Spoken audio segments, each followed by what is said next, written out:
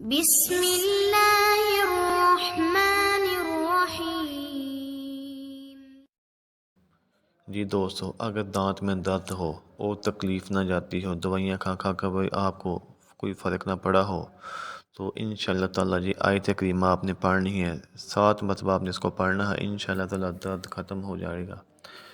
جس دانت میں یا داڑھ میں درد ہو اس کو انگلی سے دبا کر اس آیت کریمہ کو 7 دفعہ آپ نے پڑھنا ہے، انشاءاللہ تعالیٰ بہت ہی افاقہ ہوگا اور درد آپ کا منٹوں سیکنڈوں میں ختم ہو جائے گا۔ اس آیت کو پڑھنے کے بعد 7 دفعہ آپ نے پڑھنی ہے، نوٹ فرما لیں۔